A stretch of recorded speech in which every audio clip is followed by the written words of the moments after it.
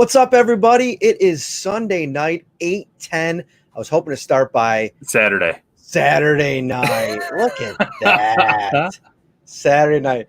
See, that was literally Ryan's stiff arm on me to start the show here. I was speeding home. Like if a cop pulled me over on the 290, I was going to have to say, listen, I got to get home for the Shout Football podcast. You could tune in on your phone when I get there, but please don't give me a ticket and let me go. But I wasn't pulled over. Luckily, I got home in time.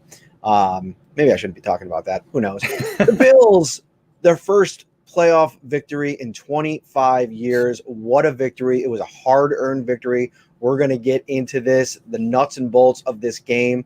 This is the Shout Buffalo Bills football podcast. I'm your host, Matt Parrino. He is my co-host, Ryan Talbot. And if you hear that sound in the background, it's the heat on. And I ran home and I ran down here. I didn't turn the heat off, so I got to text my wife and tell her to turn this down.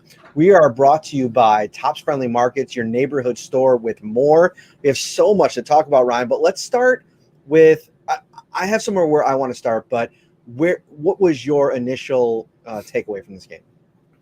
Winning in the playoffs is difficult. I don't think I saw more than a handful of Bills fans complaining about how close the game was. But look at the second game that's playing right now. Seattle Seahawks at home playing against a Rams team that had a backup quarterback starting and Jared Goff, who's pretty much playing with 9 fingers in this game, and the Rams are going to win it. So playing in the playoffs is tough. Winning in the playoffs is even more difficult. Every team is there for a reason. So the Bills have been steamrolling opponents heading into the playoffs. That said, I saw a win is a win here in the comments. That's exactly right. A win is a win. The Bills are moving on. They're one step closer to their goal. I'm going to take that one step further with one of the things that I've been thinking about for the last 2 hours, and I'm going to write a little bit about it probably for the site tomorrow if I can stay up after we're done with this. These are long days, Ryan. I mean, started with the pregame show at about 11. For a while there, we were doing those Zoom videos to kick off the days. We're going to put those on pause for the playoffs here because these days get really long. But, the Bills are, I feel like, at this stage of the season, the goal that I think most people would have told you heading into the year has been met. The division and a playoff win. So the kind of original expectations for the season now have been met. They've evolved over the course of this season with how good this offense has been. We talk so much about it.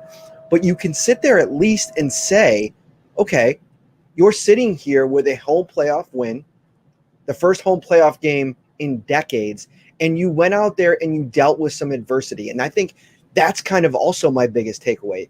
This version of the Bills team, it feels a little bit different than the one we watched in Houston last year.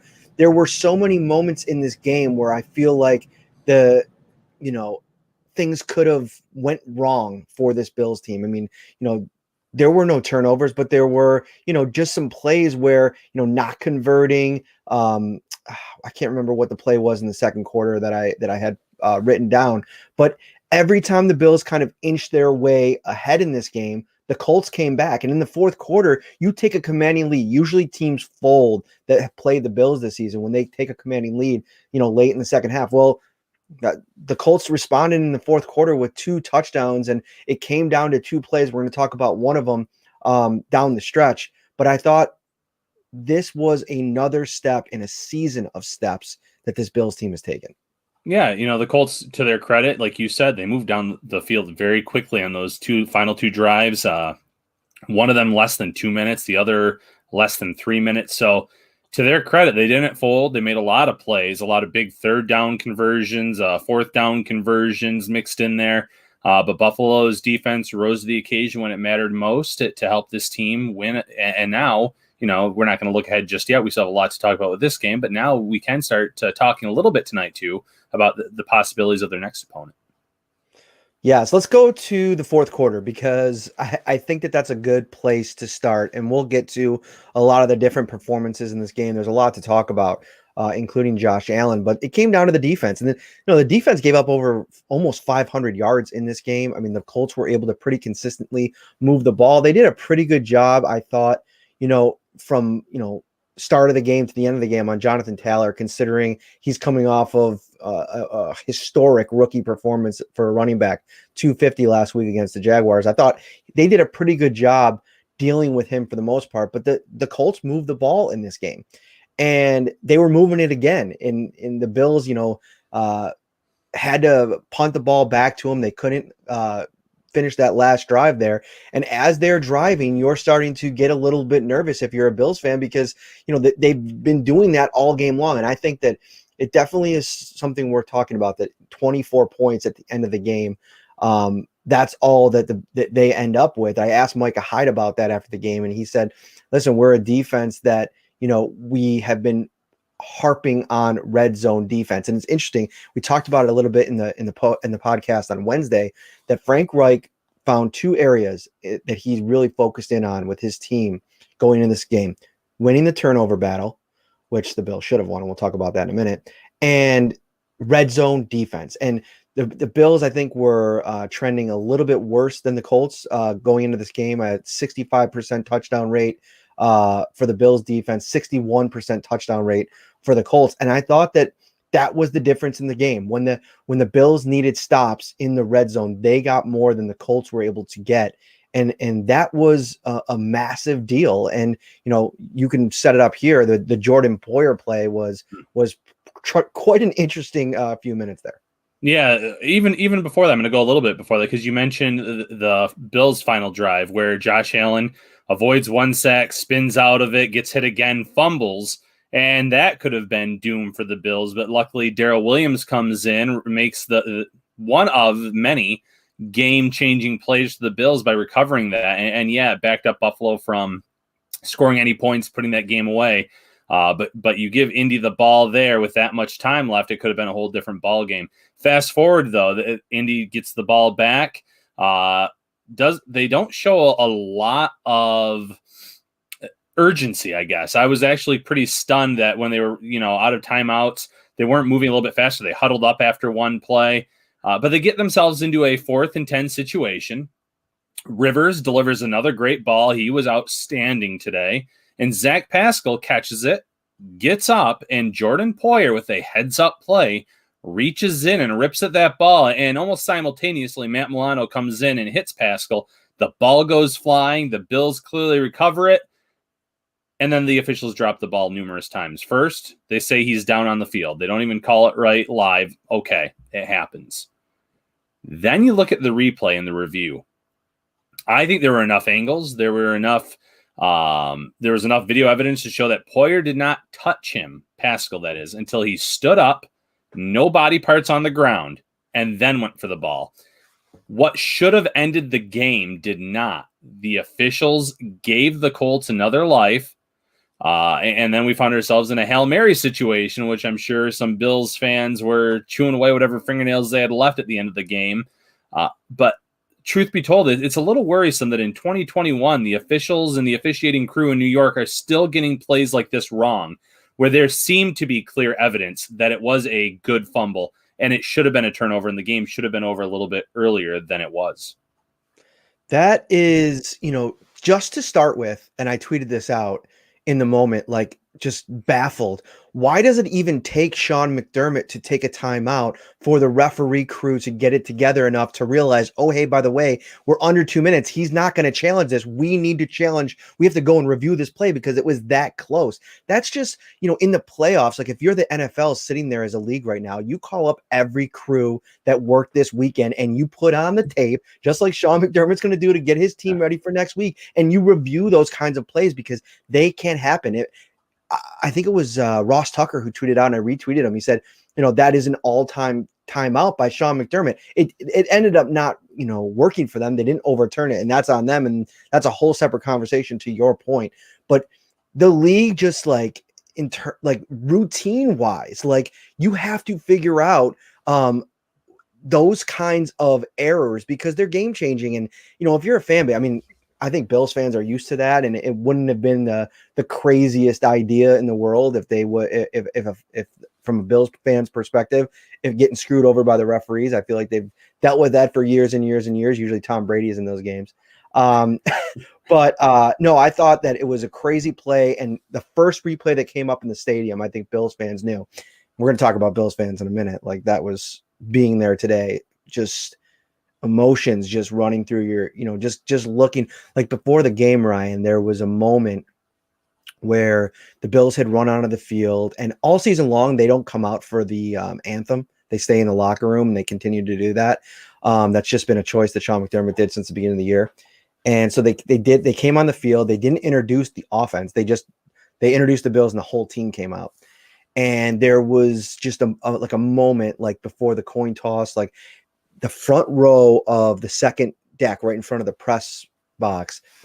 There's just a group of fans and they're almost in unison, just like bouncing. Like I kind of got the visual of like B Rabbit in 8 Mile when he's getting ready to go out on stage. Like there was this nervous, maybe it was a nervous energy, or maybe it was just we've been waiting to get in this building for 8 months since Brandon Beane traded for Stefon Diggs and not being able to see him in this offense after all these years. And it was just this explosion. Jerry Hughes said it felt like 20,000 Bills fans in that stadium. And I tweeted it out before the game. Just during warmups, I heard them and I was like, there's no anybody that said 6,700 fans is not going to make a difference. They made a massive difference. And, he credited them for the false start. And that's a big deal because that was a game-changing play. The Bills scored a touchdown on that drive.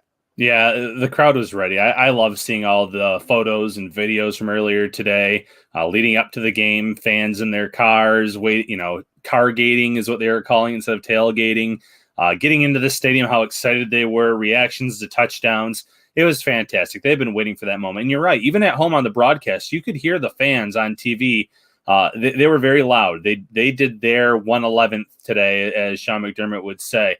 They showed up. They made a difference in this game. That false start, like you said, unbelievable that the Colts even jumped on that play. That was just such one of many costly mistakes for Indianapolis today. But the fans deserve some credit for that. So kudos to them. Awesome that they could be in attendance to see Buffalo's first playoff win in 25 years at Bills Stadium, obviously. So great. You have to feel great and you have to feel good for those fans that have waited so long. Indeed. And, I thought that it was kind of symbolic that, even though the Poyer situation occurred the way that it did, and it was kind of a disappointing turn of events because, that was the game right there. If the Bills get the ball back, they win it. I thought it was a little bit poetic that Micah Hyde, veteran safety that was like, one of the first building blocks of this regime and this version of this Bills team and franchise, was able to emphatically swat down a Hail Mary. What do we got now? 7 or 8 weeks removed from the Hail Murray in Arizona. And listen, when that ball was in the air, I first saw 21, Jordan Poyer's number, and then I quickly scanned over and found Micah Hyde, and I was like, there's no way that all of these guys are not going to go piling up towards that ball and do anything they can to just slam that like a volleyball down to the turf. And that's exactly what happened. And that's how you have to play it in that moment. But let's get into this Indianapolis Colts team that really was game today on both sides of the ball. And, Darius Leonard was very vocal early on in the game. Couple stops for the defense. He was definitely chatting to Josh Allen. One of the first big plays of the game was actually him blasting Josh Allen on a quarterback run. I thought that their defense had a really good game plan for this Bills offense. And obviously they wanted to take away the deep ball. I think that's a big reason why John Brown didn't really have a chance to get involved, but they also really took Stefon Diggs out of the mix. He only had 3 targets for 1 catch and 36 yards in the first half. I thought at all 3 levels, as expected, this Colts defense did a really good job game planning for this offense. Yeah, they were phenomenal. This is the best defensive performance I've seen this year against the Bills offense. And, tip of the cap to them. Up front, they were getting a lot of pressure. You mentioned Leonard, how good he was. You mentioned the secondary. They made life difficult for Diggs. Now, Diggs did have 1 drop in that first half that hit right off his hands on a intermediate ball. But you're right. They phased him out of the game. John Brown, 4 targets, no catches. Isaiah McKenzie, after, the Isaiah McKenzie game really isn't on the field much. He doesn't get any opportunities to make any plays. So they slowed down this team and did a good job of it. And you mentioned it. The Colts were great today in a lot of areas. Time of possession in the first half, they dominated it pretty much 2-1. They did a good job of, and time of possession obviously means keeping the opposing team off the field. But on defense, they were getting the Bills off the field on third downs. Field position was huge in this game, and the Colts had the Bills buried for most of it in the first half. So the Colts had a really good game plan. They had a really good blueprint on defense. They just simply left too many plays out there on the field. They made some questionable decisions, going for it on fourth down near the goal line at the 4 after losing 3 yards, the going for the 2. I know what analytics say, but that was a head scratcher. The false, jumping off sides, I should say. A lot of little things snowballed and really cost Indianapolis a chance to pull off the upset. Yeah, I thought that Frank Reich was just a little bit too in his head in this game. And, sometimes I feel like if you're a head coach in this league, and he's won some big games, he's been a pretty good coach in this league. I'm not trying to question Frank Reich too much here, but I just thought a couple of these decisions were puzzling in a game where the Bills offense was struggling. If you're sitting there as the Colts defense and you see kind of the momentum swing in a game when you're really controlling the game. I mean, they really took the air out of the ball for the Bills offense in that first half. I thought that, Josh Allen did a good job of maintaining, and even through the struggle, not turning the ball over. Like, that was a big key of this game. No turnovers against the Colts is a surefire recipe for a victory. Of course, you want to hold Jonathan Taylor down as much as you can. 21 carries and 78 yards for Taylor in this game is a huge win for the Bills. And that was a point of emphasis. Jerry Hughes admitted it after the game. But I was surprised that, you go for it. You don't take those. I think it was Manuel Acho that tweeted out after the game.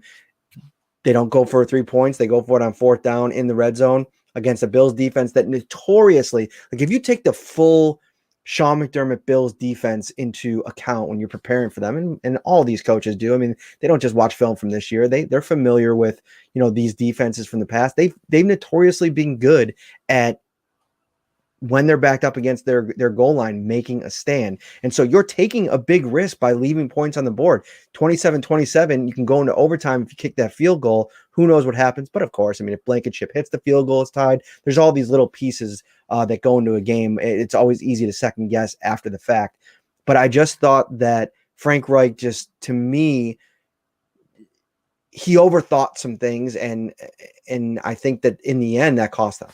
One other play that he overthought that actually may be the biggest one of all, Zack Moss's injury. He goes down, he gets hurt on that, hurts his ankle, and at the tail end of the play, the ball comes out. The Colts say they recover it, but a replay is shown on TV as Moss is getting tended to on the field, and you can see clear as day that the running back's knee and I believe his elbow hit before the ball even came out. So you would think that whoever is up there in the booth watching that for the Colts would say, oh, nothing to challenge here. It was, they were right to call him down by contact. They burned one of their 3 second-half timeouts, and they were left with 1 timeout at that point. It was a terrible call because you had enough time to look at it before even challenging it because there was an injury on the field. And then 2, that left you with 1 timeout. If they had that 1 timeout on that final drive, they would have had a little bit more time to target in the middle of the field and maybe set up that field goal attempt rather than having to go for a Hail Mary. So little things add up. And there's another one. You're right. Frank Reich just made a lot of poor decisions in costly moments for the Colts. I still think he's a very good head coach. He'll learn from this. But yeah, at the end of the day, he was outcoached by Sean McDermott, and some of it had to do with his own decision-making. Let's get into the rookie wide receivers that were on display in this game. Michael Pittman Jr. for the Indianapolis Colts had himself a really nice game, led them in receiving, 5 catches, 90 yards, almost had a huge touchdown pass, but Phillip Rivers just put it a little bit out of reach, touched the tips of his fingers. He was taking 94 picks before Gabriel Davis went to the Bills in the 4th round. Gabriel Davis today in a much different situation. I mean, Pittman's relied upon there as their number 2. In a lot of ways, it's kind of he might be intersecting at this point with T.Y. Hilton in terms of, him kind of hitting the tail end of his career and Pittman kind of trending up.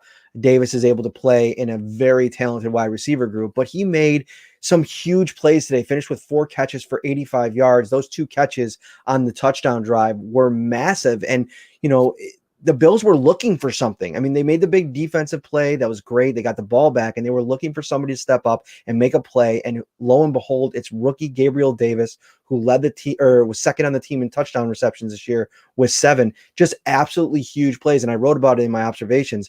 They were spectacular catches where both times everybody in the press box was kind of him and hawing like, there's no way he caught it. Maybe me louder than anybody, because I just didn't see from the angle watching in the press box where his feet were, specifically on that first catch where he just had to have unbelievable balance and awareness. The other one was more like a toe drag. This one was to keep himself in bounds there, Ryan, was unreal. Yeah, I called them Gabriel, the play stands Davis, because they had to look at both of those plays along the sideline, and what an unbelievable job getting his feet down, dragging them, whatever you want to call it. One was a play where at first I thought Allen may have been throwing it away and just like throwing it down the field. But then you see Davis haul it in, get the feet down. Second one along the sidelines as well. Great plays for this rookie. I think he ended up averaging over 21 yards per catch in the victory. I think the same yards per carry average as Stefon Diggs. So he played a huge role in this victory today. Obviously not the only rookie to play a role in it. We'll obviously talk about Tyler Bass here in a minute with a clutch kick. But one other rookie I want to address real quick, because I see it in the comments. People asking about Zack Moss. It's not looking good. It was reported after the game by Mike Garafolo that it looks like it is a serious injury that will probably end Moss's postseason. So Bills will probably be without Moss here for these next few weeks. Yeah, that was you hate to see it. Josh spoke about it after the game. Said he was praying for him, and you hate to see a guy go down, especially a young guy like that who, it's been stops and starts for Zack Moss, and I think for both guys, him and Singletary, it's been such a tough season because they're in a pass-heavy offense, and I think that for a running back without that kind of consistent workload, it's tough to get into a routine. Now, I know the next logical question looking ahead is what's going to be next. Antonio Williams had himself quite the debut last week, but I would be hesitant to say that that's going to clear the way for Williams to get activated to the active roster, because we see what they do in terms of Sean McDermott and this coaching staff with their roster. You have a young rookie that comes up and has a really good couple games in Dane Jackson, but when it counts, they stick with Josh Norman and Levi Wallace. Norman played quite a bit today. Levi Wallace was out there, in the final moments, but I'll be interested to see their snap counts tomorrow. But I think that, you have TJ Yeldon that you sign as a veteran that, is now off the COVID list. I would expect him to be the guy that gets activated, but who knows? Maybe that was enough in the finale against the Dolphins for Williams to get the nod. Yeah, I had a few questions on social media about that after the game, and I agree. They trust their veterans. They trust the guys that have been on this roster for a long time. We've heard how much praise that Sean McDermott has had for TJ Yeldon over the last 2 years. I think he'll get the first crack at it. Now, someone else said, well, could they at least still sign Williams to the main roster, have him inactive on game day like they've been doing with Yeldon? It might be a logical step, because after Singletary and Yeldon, the only other running back that you currently have on your roster is Tywan Jones, technically. So it's a possibility that they do that. But I agree, it's going to be Yeldon that most likely gets that first crack, that first opportunity to be the number 2 running back on this team. And the one thing I'll say about Yeldon is he's he's definitely the best pass catcher of the running backs on this team. So he could contribute in that area. We did see Josh Allen throw it a lot to Moss today and try to get the backs involved. So he could be an asset from that area. But maybe you do elevate or promote, I should say, Williams to the main roster because Kumero's suddenly available again. Maybe you add him to the practice squad. There's going to be a lot of moving pieces this week, depending on the severity of Moss's injury in terms of what they're going to do with him going forward. Indeed. We're going to do a quick word from our sponsor. We will be back. We got to get into this defense a little bit. Some things to talk about. Ready for football? Tops is, with ready-to-serve fan favorites everyone will cheer for. Delicious family or party packs like pizza, sliders, fried chicken, barbecue, or beef on weck, starting at only $4 per serving. Perfect for game day and any day. Only at Tops.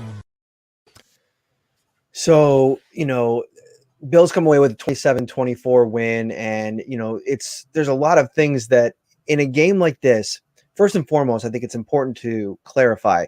Playoff games are different. Like, I get it that, you want to see the offense that you saw in the regular season transition into the postseason, but rarely is that the case, because not only are you playing better level of competition, you're playing the best that's left.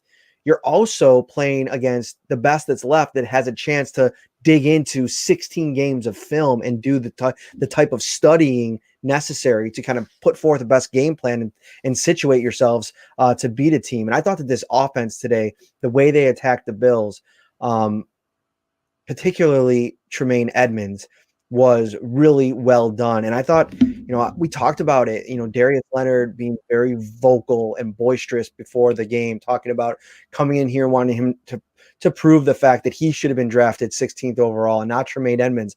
And I thought maybe that would be a big spot for Tremaine Edmonds to step up in this game. And I just felt like he didn't raise his level of play in this game. And actually, there was a few missed opportunities, most notably a 4th and short, where I thought that he made the right read, was in the defensive backfield, and didn't make the play on Jonathan Taylor. I believe Ed Oliver was back there too. Yeah, it was a bad day, I thought, for the linebackers as a whole. But Edmonds, he broke up a few passes, but he struggled to shed blocks. He struggled to make some plays. He was taken out of some plays.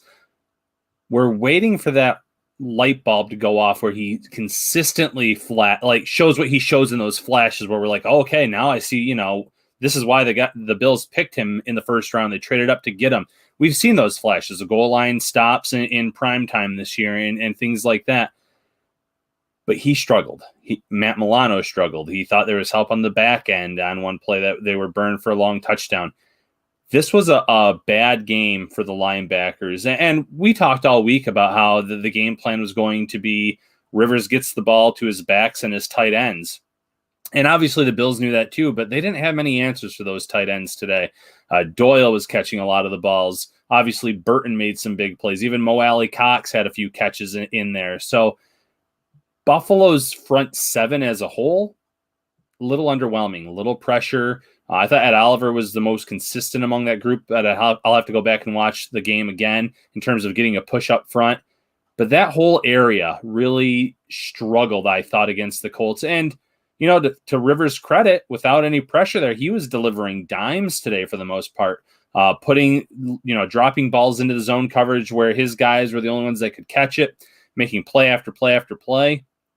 Even in a lot of 3rd and 5, 3rd and 6, 3rd and 7 situations, he drew up the right plays, found the right guys, and kept extending drives for them. So maybe it was a case of the defense being on the field so much today, especially with those long sustained drives in the first half where the Colts were playing that time of possession game. But I did not come away very impressed with the front seven. But you're right.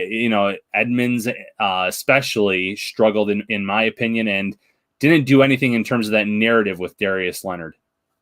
Yeah, it was Nyheim Hines, who we talked about on Wednesday. That was really the dynamic playmaker, I thought, in this game. Taylor had some runs, don't get me wrong. 21 carries, though, for 78 yards. You'll take that. 3.7 a clip.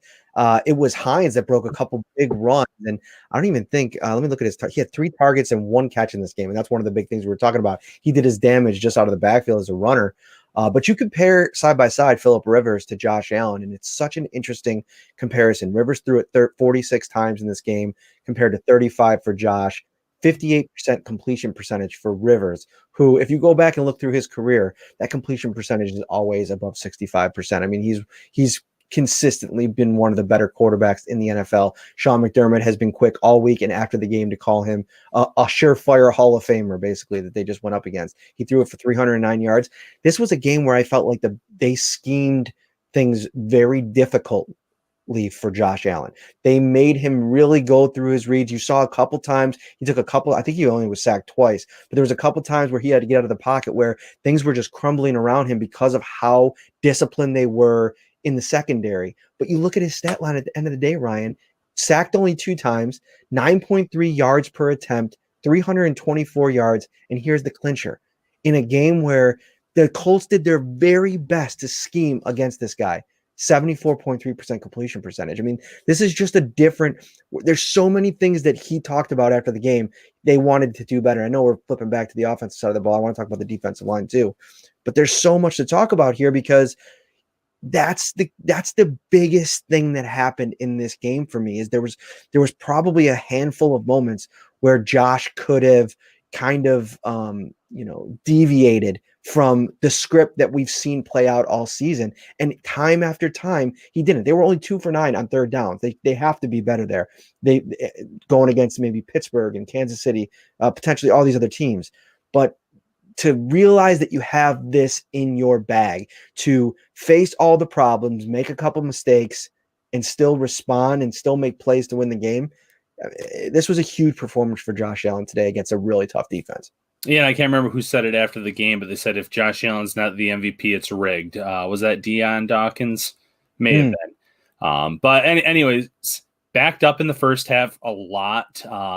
Trouble getting things going. Yet, like you said, he still completes over 74% of his passes, and these were not all dink and dunks by any means. He was stretching the field, hit the deep ball to Diggs, hit some intermediate throws, had 2 balls that were dropped, one that went right through John Brown's hands, another that bounced off of Diggs' hand. So believe it or not, his stats could have been even more gaudy than what they were here. He proved that, one, he was the better quarterback of the 2 today, which, that's this point in Rivers' career. I don't think that's a huge shocker, but he also proved that he belongs in that MVP talk once again by delivering. And you've already mentioned the throws to Gabriel Davis, but he's taking what's there. He's making the smart play, the smart read, dropping it off to the running backs, getting Cole Beasley involved, and tip of the cap to Cole Beasley. What a gutsy performance.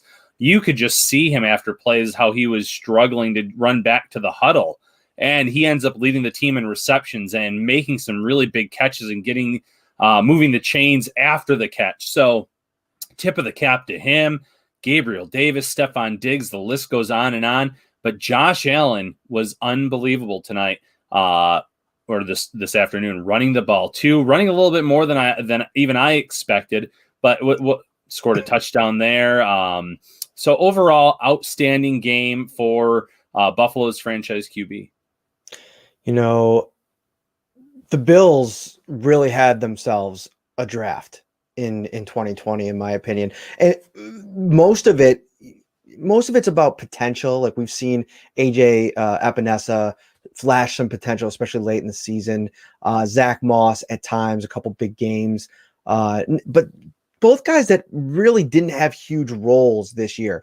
But you look into the later rounds and what Gabriel Davis has done in the 4th round as potentially one of the marquee receivers in this draft. Obviously, Justin Jefferson is looking like the best in that group at this point.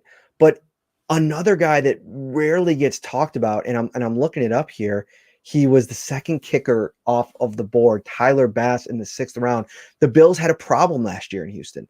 They could not send Stephen Hauschka onto the field to attempt a 50-plus yard field goal because they knew deep down in their heart of hearts, as much as everybody loved Hausch money in that locker room in Bills Mafia, he just didn't have the leg for it anymore. They had to make a change at that position. They went out and drafted Tyler Bass. They needed a 54-yarder today, and Sean McDermott he kind of hesitated because he sent Josh Allen out there and then they blew a timeout, which I that's a pet peeve of mine. I can't stand when they do that when you're trying to draw them offside. I get it, but you waste the timeout.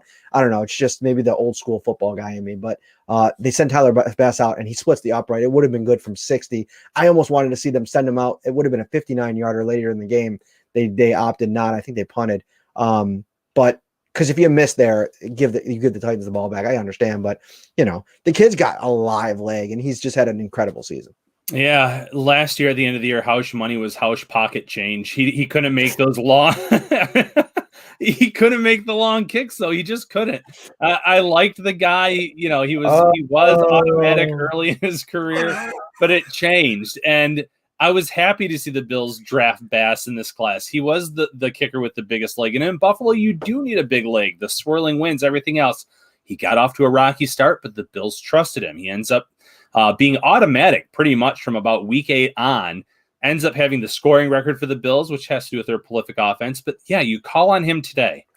And I guess part of the timeout had to do with McDermott asking Bass, saying, hey, you said you felt good from about 53 in warmups. Can you think you can make it from 54? And Bass said, yep, I can do it. And they brought him out there. And like you said, that would have been good from 60. I mean, it was a no-doubter when it came off of his foot, which is pretty unbelievable. So, those day 3 picks by Brendan Bean have played a huge role on this team. We mentioned Gabriel Davis. Now we're talking about Tyler Bass, who's, that ended up being the game-winning points in this contest. That long kick where on the opposite end, the Colts have a rookie kicker in Blankenship who misses a 33-yarder, doinks it off the upright. So big plays there. Dane Jackson obviously was not in this game, but he's flashed a lot. Then you have kind of like 2 bonus picks that we don't know much about. Jake Fromm, can he be quarterback number 2 down the road? Who knows? But Isaiah Hodgins is another intriguing option. I remember personally after the draft, some fans saying, oh yeah, I had Hodgins in round 4 over, and then Davis is like a late day 3 guy. Well, I don't think you'd admit to that anymore at this point, the way that Davis has played. Hodgins, though, could end up developing into a really good prospect of his own, however. Let's go back to the first half. And I want to talk, let me set up the rest of the show here, because I have 3 things that I want to get into. The defensive line, their matchup today against this front for the Colts, which I thought was, as expected, really good. I want to talk about the first half and Brian Daboll, and then I also want to set up maybe next week and the potential opponents. I've seen that in the comments as well.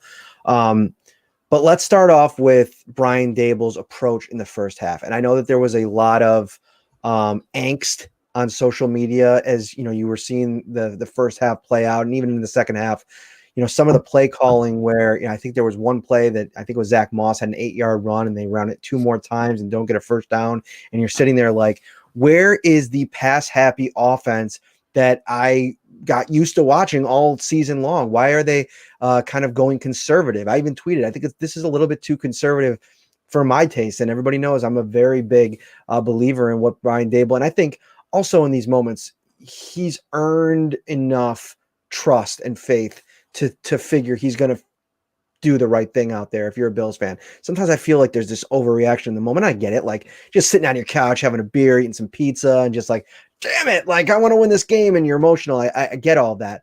But you notice in a few times in this game, there were significant adjustments made. I was waiting for when we were going to see the return of 10 personnel. We did see it. They went 4 wide receivers a couple times with a healthy Cole Beasley out there. And that seemed to kind of, flip the kind of the stagnant nature of how that first half was playing out early on. Yeah, right before halftime, you saw some life from the Bills. They come out after the half. They score a field goal as well. But you're right. At times, it was kind of head-scratching. Why are you running the ball 3 straight plays? I get you get 9 yards on first down. You'd like to think that your backs can get 1 yard in the next 2 plays. But Buffalo's offensive line, especially against the Colts defensive line, looked overwhelmed at times today. They were struggling to get that push. Buffalo just couldn't get that second effort that we saw at times from Jonathan Taylor and Nyheim Hines, where they shed some tacklers in the open field or even in the backfield in some cases. So you just kind of said that, and you said, well, wait a minute, we have a MVP candidate here in Josh Allen, and Josh Allen's an MVP candidate because he's slinging it all over the field. I get you want to get the run game going, but yeah, in the first half, there were some interesting play calls. Brian Daboll is in this position for a reason, where he's an offensive coordinator, where he's won multiple Super Bowls with the Patriots, where he's won a national championship at Alabama, and it's why he's also right now one of the hottest offensive coordinators in the NFL. But there are still times where you can question a coordinator's in-game thinking process, and I think it's fair to question what they were trying to do. I get you want to be physical. You can't be too one-dimensional at times in the playoffs. You do want to get that run game going, get the opposing defenses on their heels a little bit, but it just wasn't working today in the first half. But kudos to him for changing it, flipping it around. And then obviously in the second half, the Bills were able to put together some drives, not all of them resulting in points. Obviously, we talked about the fumble and the loss of 23 yards on that play late in the game. But the Bills were able to kind of match the Colts blow by blow in the second half to keep that lead and end up winning this game. I'm trying to find it going through the game. I believe it was in the fourth quarter, and it was 2nd and 10. And they actually didn't end up scoring on the – I was going to check to see if they scored on the drive. They didn't. But I wanted to give shout out to Stefon Singletary. I mean, 3 carries, 21 yards, and a massive one for 13 yards to get keep the clock moving as the Bills were trying to, eventually try to score there. I think that was the series where Josh Allen took the big sack. Am I right? I believe so, yeah. And it was a great run. You're right. I believe on the left-hand side, took it down the field, 13 yards, broke a few tackles. So that's the kind of running that you want to see here next week and in the weeks on. But obviously, whoever the Bills line up against next week, they're going to be pretty pass-happy. That's been their recipe for success. But you do have to get a little bit more out of this run game, and that starts with the blocking up front. And whoever they play to I think it's important to note the level of offensive line play is probably going to dip in the next couple of weeks. I mean, Kansas City is dealing with a lot of injuries on their offensive line. I didn't think that Pittsburgh's offensive line, even with Pouncey back in the mix a couple weeks ago, was nearly as dynamic as what we saw on the field today. I mean, Quentin Nelson is an absolute finisher. He's you saw the issues with the size discrepancy at times. I think it was Justin Zimmer a few times just getting pushed around a little bit. And to be fair, I mean, listen, that's not a knock on the guy. He's undersized a little bit. They do, I think, in a game like this, miss a Star Lotulelei or a big physical presence that they can ask to just go out there and take on the physicality of an offensive line there, take on a couple double teams. They just didn't have that significantly. And I think you want Vernon Butler. You don't bring in Vernon Butler to be that guy. You want him to be a pass rusher, an attacker, not necessarily a space eater. And I think that's something that I thought was missing a little bit today. And I thought that was a big reason why Phillip Rivers most of the day got to work pretty, unimpeded. I mean, there wasn't a lot of plays where he had a lot of pressure, and on some of the plays where he did, he's just a veteran guy he's been through a million different snaps. He's seen pretty much everything in this league. He just got rid of the ball. That's a great point, Matt, about Indianapolis's offensive line. You're not going to find a better unit. I know their left tackle went down a few weeks ago with a season-ending ankle surgery, but the other 4 starters are some of the best in the league. Nelson is the best in the league at what he does. You don't see guards going in the top 10 most years for a reason, but the Colts were more than happy to add him in that draft class when they did, because he was viewed as such a special player, and he's lived up to that billing. He has been unbelievable.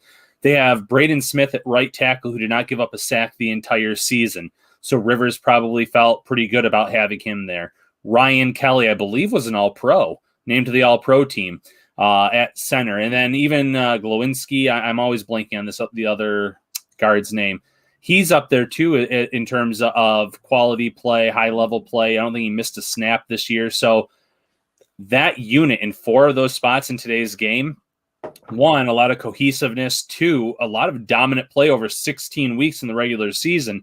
So it's no surprise that they played so well today. And you're right, whether it's Pittsburgh, Tennessee, Baltimore, whomever that they see down the road here, the offensive line is not going to be at that level for those opposing teams. Mm-hmm.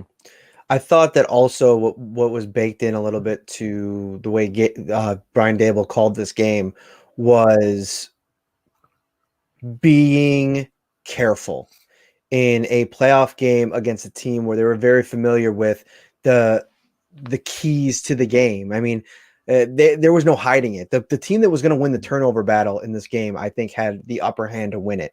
And you could see with the way that Brian Daboll was calling this game, the design quarterback runs, how freely they were using Josh as a rusher, how quick he was to pull the ball down and run. I think that going in, and maybe I'll ask Brian about this tomorrow, that was kind of the game plan. don't take any chances and throw it into the sticky parts of their zone. Michael Hyde talks a lot about that when their game planning is they want to make things sticky, have a lot of noise at the second and third levels and force a quarterback to make their mistake. We saw what happened last week with Tua, obviously a much different situation, but it can happen and games can snowball. And I think that, when in doubt, use Josh Allen as a runner. And Josh said after the game, we always know that that's a viable option. 11 carries today for Josh Allen. He hasn't had double-digit carries since the New England game in week 8. They haven't had to do it. The passing game has been going so well, but today it had a different feel. There was a dangerous sense with this defense that was flying around the ball, taking away a lot of things. Josh specifically talked about the linebackers and their speed sideline to sideline, not only Darius Leonard, but some of the other guys as well. They were moving all over the place and windows were evaporating. And when that's the case, turnovers can start to happen. And I think in hindsight, looking at their game plan, it was smart of Brian Daboll to kind of deploy Josh in that manner, because we saw what happened last year when the turnovers started to mount up. And not only the turnovers, Brian, the turnover-worthy plays. Remember all those Bradley Roby throws that I thought, hey, man, those could have been 6. Yeah, there were obviously quite a few instances where Allen was stopped for little to no gain on those design runs, and there was nothing there, and he was bottled up. But you also have to remember that right before halftime, it was a big run that set up Buffalo's touchdown. With that, Allen obviously scored as well. So there were plenty of effective instances where it worked, where it was the right answer against that Colts defense, just for as many times as it didn't work against them. But you're right. Keep it away from those areas where turnovers can happen, where you could find yourself in a bad spot. And obviously there's also that one instance where the Colts had the run stopped, but Josh Allen, being Josh Allen, throws it at the last minute to Dawson Knox for a touchdown here there at the beginning of the game. So even when you stop Allen on those design QB runs, you might not actually stop him, because he might call an audible of sorts at the last second like he did there in this game. All right, looking ahead here before we sign off, we gotta get going out of here before 9. I do want to. There's some other stuff I get to here tonight, but looking ahead, I mean, the potential options for next week's game: Baltimore is playing Tennessee, Pittsburgh is playing the Cleveland Browns.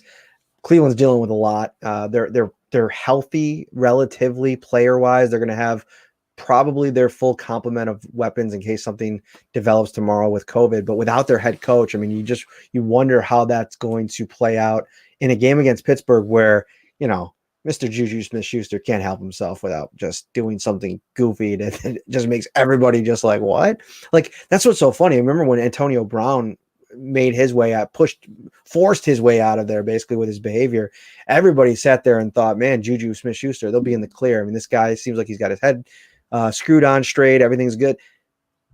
The dancing thing is one thing, like, whatever. I get it. It's your thing with the TikTok. But this, I mean, there is ultra confidence, I guess, in the Pittsburgh locker room that they're just going to dominate the Browns. For him to come out and say they're the same old Browns to me, I just thought that quote was crazy. Yeah, it's not ideal to say something like that come playoff time. Now, I did see one. I can't. What was the actual term that he used? I can't think of it right now. Someone said that it was a general term that Tomlin uses for when he's talking about opposing teams. But either way, don't give any kind of bulletin board material. That said, if the Browns do win this game tomorrow, it would be a major accomplishment because, in my opinion at least, I think Kevin Stefanski is one of the better in-game managers. I think that he sees how things are going in-game and he makes the right changes. He makes the right calls, and he's really good in that area. And you're not going to have that tomorrow. And maybe they can still pull it off. They still have plenty of talent on both sides of the ball, especially offensively, but I think they're in for a tall task. But yeah, going into something about the gray men or something like that. I guess it is a Tomlinism, but it's still probably not something you want to say around playoff time. I saw it in the chat there, but yeah, I mean, if you're a Bills fan, in my opinion, you're cheering for the Steelers tomorrow night, because if the Steelers win, you know that the Bills are going to be hosting the Steelers. It's a team you've already beaten, and it was not a blowout win by any means, and the Steelers were missing some key players in that game. But you're also probably looking at the most one-dimensional team of the possible opponents. You look at that Ravens team, for instance, they run the ball extremely well, obviously. You look at a team like the Titans, we know what Derrick Henry can do to you. So if you're going to get the higher seed, I think, number 3 being obviously the Pittsburgh Steelers, that's the one you'd rather get. You'd rather see them over the Titans, the 4 seed. And then if it comes down to those wild card teams, you let it go where it goes. But I think Pittsburgh is the best matchup from the standpoint of the Bills. They won. They did really well against Pittsburgh's running game last time. But in 2, they kind of figured out Ben Roethlisberger as that game progressed. I'm right there with you. I think that's a smart way to think about this, and that Pittsburgh does make sense stylistically with all the teams that are left. But listen, if the Browns somehow pulled the upset, if you're looking at that Tennessee game, because listen, they reseed every round, so Kansas City's going to play the lowest seed left in the playoffs. So if that ends up being, if the Browns upset Pittsburgh Steelers, the Bills then are going to play Tennessee Baltimore winner. I like that Tennessee matchup for the Bills based on the fact of how the first game went, how bad I think that their defense actually is. And the Bills offense was a completely different animal back then, coming off a game where defense just played so well. And listen, I respect Mike Vrabel. I think he could probably scheme something up against Josh Allen. I'm not overlooking that completely, but I like that matchup of all the defenses that are left. I mean, that they can play, because the Browns would end up being the lowest seed left. I really like that Tennessee Titans matchup. I think TJ Watt and company present a problem. I still think that Pittsburgh game is going to be a lot tougher than people think. But hey, it's the playoffs. There's no easy games left, Ryan. That's an important point to remember. Yeah, well said. And to your point, the Titans don't have much of a pass rush, so that would benefit Josh Allen. And you mentioned the defense as a whole is pretty bad. The Bills did not have Trey White in the first matchup, which obviously created a lot of issues because A.J. Brown is a phenomenal wide receiver, and Josh Norman struggled there. That also leaves Corey Davis, who's I remember you have to remember he's a former top 10 pick, so he probably hasn't lived up to that standard, but he's still a very good receiver in this league and has had some really good moments this year. So having your full arsenal on offense and defense in that rematch would make it kind of a must-watch game. I think the Bills could even go into that situation kind of playing the underdog card, even though they would be favored in that matchup, saying, oh, no, we've already played them once this year. And they manhandle us. They beat us handily. We're going to go into this game feeling like the underdogs. And I feel like the Bills almost play better in that mentality where they can come out and try to prove people wrong. Like I said, they're still the 2 seed. They'll be the favorite. But if that ends up being the matchup, so be it. And that's another game where the Bills could end up beating them and getting that offense back on track as well. Buffalo Bills, first playoff victory in 25 years. Soak it in. Enjoy your Sunday. And the NFL set this up pretty nicely for Bills fans, because you get a chance to watch your team on Saturday, a couple NFC games, and then you got the 2 other AFC games. Do some scouting on Sunday, get a pizza, get some wings, have some beers, watch some football. It's going to be fun. That's my plan. For Ryan Talbot, I am Matt Parrino. Keep it locked on to Syracuse.com, New York Upstate, all weekend long. We'll have full coverage after the fact going into next week, as soon as we find out who the Bills are going to play next. And as always, find us, the Shout Buffalo Football Podcast, on all your podcast platforms, Spotify, Stitcher, Apple, Google. Subscribe there. Leave us a rating and review if you would. We really appreciate it. We got some changes coming in terms of how we're going to be delivered on YouTube, which is obviously one of our favorite platforms. So stay tuned for that. But for Ryan Talbot, I'm Matt Parrino. Like I said, we will see you next Wednesday. Have a good one, everyone.